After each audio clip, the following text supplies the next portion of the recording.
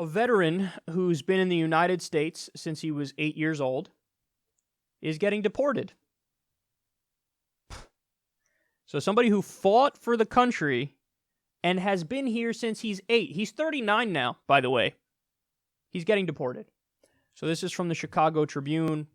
A U.S. Army veteran and green card holder with a felony drug conviction began a hunger strike Wednesday to protest his likely deportation after a federal court denied his appeal to remain in the U.S., where he has lived since age 8. Miguel Perez Jr., 39 years old, a Chicago resident who served 2 tours of duty in Afghanistan and recently finished a prison term on a drug conviction, had sought to remain in the U.S., arguing his life would be in danger if he were deported to Mexico, where drug cartels target veterans with combat experience to work on their behalf or else. So in other words, work for us or we're going to murder you.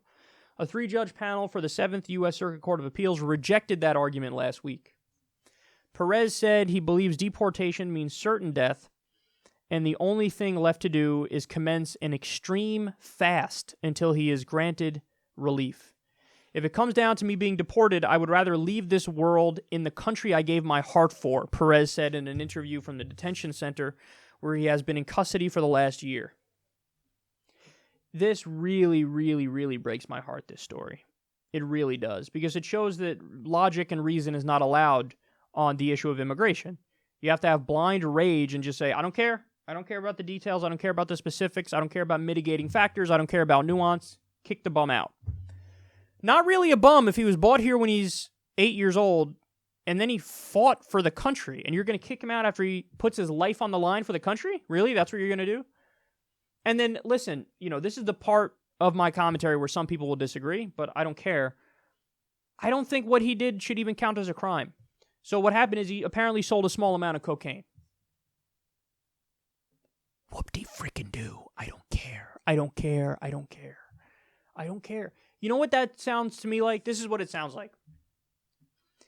Man bought here at 8 years old by his parents, and all he knows is the U.S., goes and fights for the U.S., comes back home, becomes a beer distributor or a wine distributor. We look at that story, we go, where's the problem? I mean, I guess some immigration hardliners would say, this person who came here when he was 8 is a criminal, therefore he must be deported. I think it's a ridiculous way of looking at the situation. But most people would say, yeah, there's no problem. Okay, so he went on to sell hard liquor or wine or beer, and that was his job, and he works for fucking Anheuser-Busch or whatever company. People would say, yeah, that's just a regular job. This dude's a regular American. Been here since he was a kid, was brought here, and then he fought for the country. On that alone, most conservatives should say, oh, obviously he earned his right to stay here. Nope. Nope. Apparently he's too old to be protected by the DREAM Act, I guess, because he's 39 now, so they don't care that he was bought here when he was 8, and they're just focusing on the fact that he sold a small amount of cocaine or something because he wasn't able to find a job when he got back from the military. That shouldn't even be a crime, dude. That shouldn't even be a crime. It's like selling hard alcohol. That's what it's like when you sell cocaine. I'm not saying cocaine's a good thing, but I'm saying you shouldn't take away somebody's freedom and lock them up as a result of it. Well, he already spent time in prison, and now they're going to deport him. The message you're sending is, there's no distinction. We don't care if you're an immigrant. It doesn't matter if you're good or bad. It doesn't matter if you fought for the country or didn't. It doesn't matter how young you were when you were brought here. We don't care. We're going to kick you out because no nuance allowed. Well, that's dumb. And listen, as I've said before, as I've explained to you guys before, there was a study that came out a few years ago that looked into this. Apparently, native-born U.S. citizens commit more crime than immigrants per capita. So, and it's not just native-born U.S. citizens commit more crime than legal immigrants. They commit more crime than illegal, undocumented immigrants. So, and I see, for example, Ann Coulter does this all the time. She'll take a story of an immigrant committing a crime, and she'll tweet it. Anytime an immigrant commits a crime anywhere in America, you can bet your ass that Ann Coulter's tweeting it. And the idea is, the implication is, hey, look at this immigrant committing a crime. Wouldn't it be awesome to do a crackdown on the broader immigrant community? That's the argument. It's not even just, an implicit argument. Sometimes she just explicitly says it. She's not trying to hide it. She's like, yeah, look, immigrant commits a crime, therefore let's crack down on all undocumented immigrants. So she looks at this and she probably goes, great, I don't care that you fought for the country and did a crime that shouldn't even be a crime. Get out, bitch.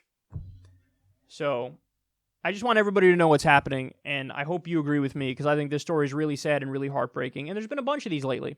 And I'm not excusing Obama, by the way. A lot of corporate Democrats will talk about this and then act like, well, Obama was great, we should go back to that. No, they called him the deporter-in-chief, because he broke the deportation record. So I'm not defending Obama.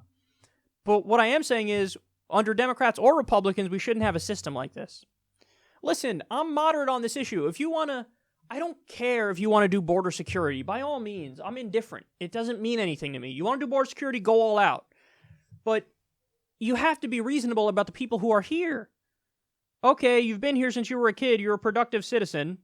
You get to stay. You're a citizen. Boom. Not that hard. Not that hard at all. Just do that. But no.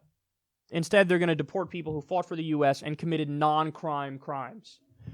That's just loathsome. And that sends a message to people. You might have our back, but we don't have your back.